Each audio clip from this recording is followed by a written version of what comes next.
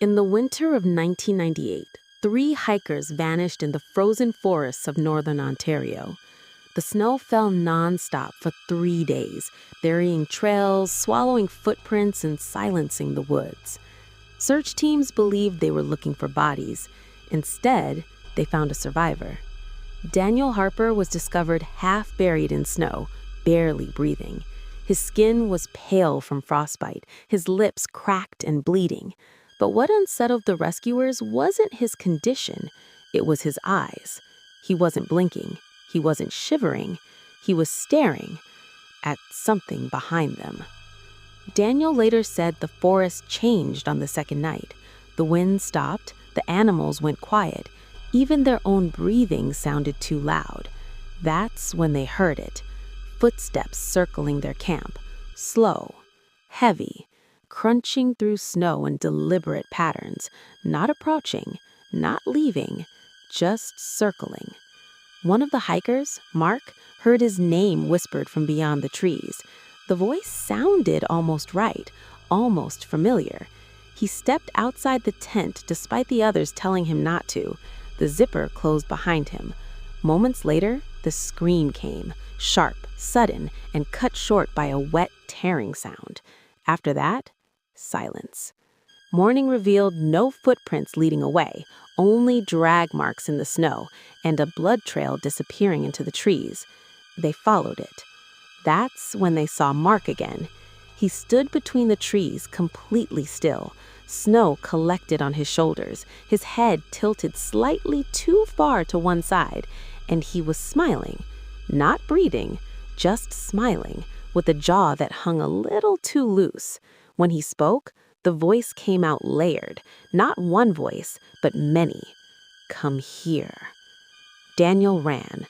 Behind him, something chased on all fours, its bones cracked as it moved, like joints bending in the wrong direction. It wasn't running like a predator. It was running like something practicing how to be human. Daniel hid inside a cave to escape the storm. That's where he found the bones.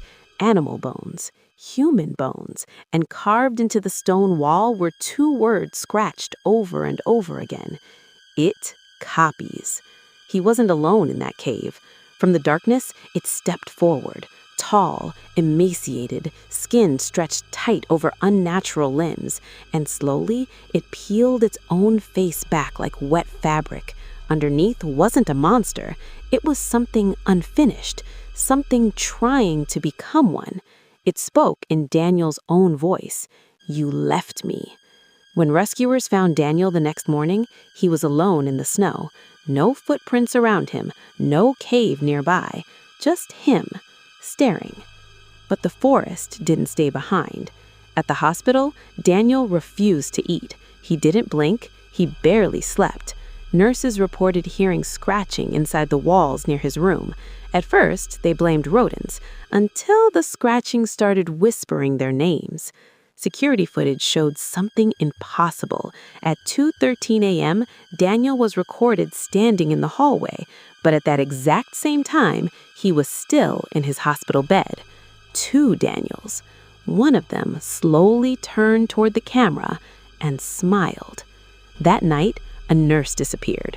There were no signs of struggle, only a smear of blood across the ceiling tiles, as if something had dragged her upward. The scratching in the walls grew louder.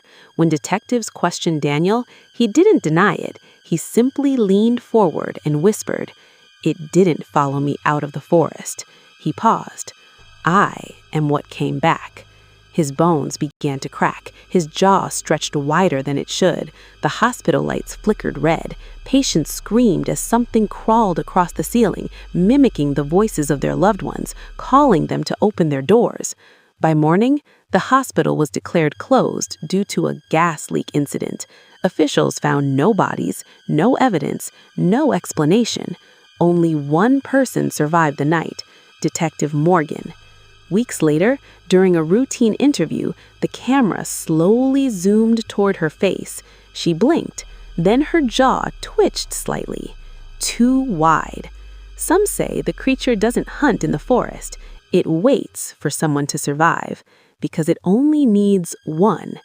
If you're watching this alone, like and subscribe. You never know what followed you home.